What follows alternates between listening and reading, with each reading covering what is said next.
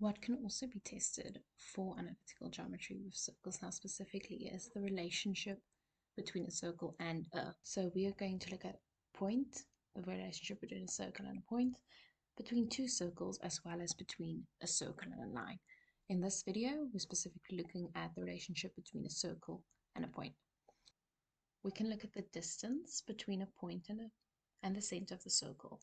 And if that distance is smaller than the radius, what we can conclude then is that the point lies inside of the circle.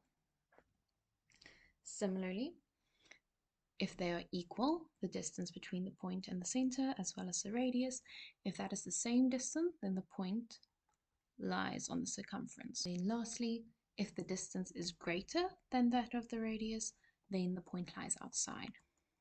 And we're going to look at how that is actually asked, or how you prove that, or what the relevance of this is in the next slide.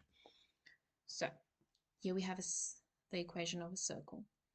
And they're asking us to say whether each of these points lie inside, outside, or on the circumference of the circle. So the first thing that you're going to see is this is 25, meaning the radius is 5. So in other words, if we find the distance and it is 5, for any of these, then we know it's going to be on the circumference.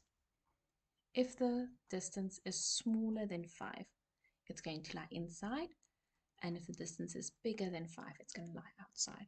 So we just need to find the distance and then make a conclusion. Also, we just need to find the center.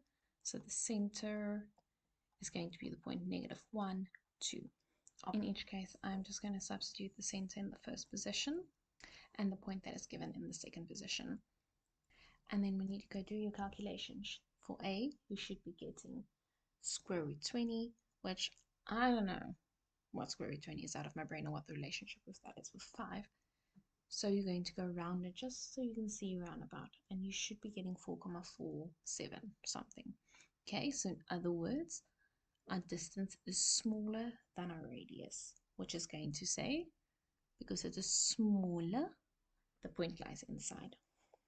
Then for B, when you go calculate it, you're going to get exactly 5, which means the point is on the circumference. And lastly, for C, you will get square root 29, which if you go around it, is around about 5,39. And this is bigger. Okay, so now we have the distance is bigger than the radius. In other words, the point lies outside. And that is all. In the next video, we'll look at the relationship between two circles.